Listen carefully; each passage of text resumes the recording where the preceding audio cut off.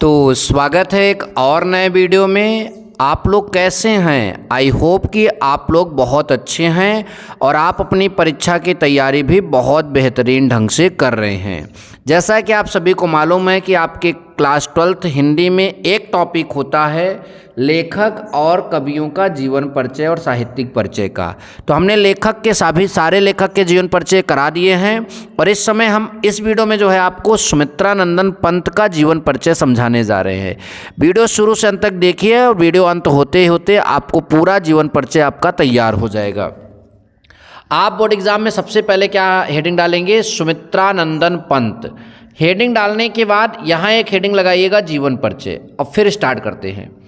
प्रकृति के सुकुमार कवि पंडित सुमित्रानंदन पंत जी का जन्म 20 मई 1900 में अल्मोड़ा जिले के कौसानी नामक ग्राम में हुआ था। सबसे पहले आप यही बताते हो किसी भी मतलब कि व्यक्ति का जीवन परिचय जब लिखते हो तो यही आप लिखते हो जन्म।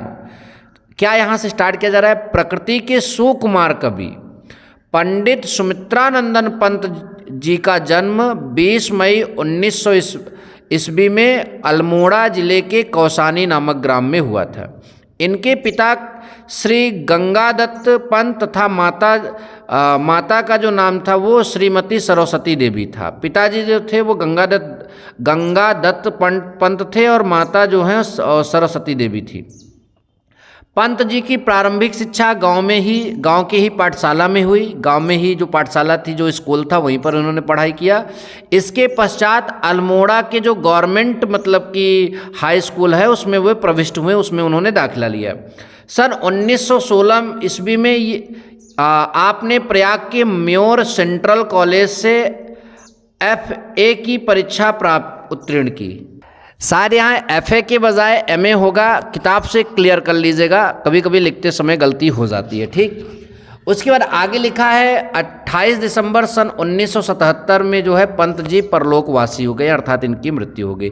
फिर से आप समझिए, प्रकृति के सुकुमार कवि पंडित सुमित्रानंदन पंत जी का जन्म 20 मई 1900 में अल्मोड़ा जिले के कौसानी नामक ग्राम में हुआ था। इनके पिता का नाम श्री गंगादत्त पंत तथा माता का नाम श्रीमती सरस्वती देवी था।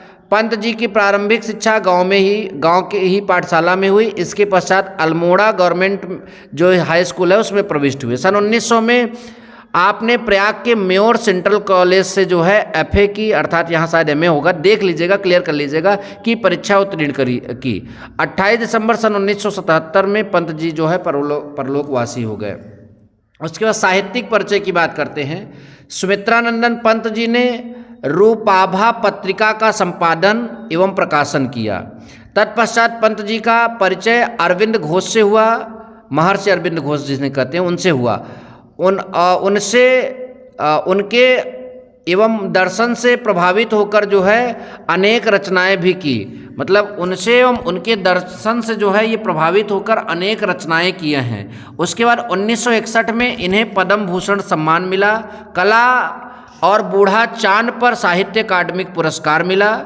लोकायतन पर जो है सोवियत लैंड नेहरू पुरस्कार मिला। चिदंबरा पर ज्ञानपीठ जो है पुरस्कार मिला। मतलब देखिए कितने पुरस्कार यहाँ पर लूट कर ले गए हैं सुमित्रानंदन पंत जी। और ये पुरस्कारों का क्वेश्चन भी आपके बोर्ड एग्जाम में आता है। वहाँ पूछेगा कि जो है कला और बूढ़ा चांद पर इन्हें कौन सा पुरस्कार मिला, तो साहित्य अकादमी पुरस्कार मिला।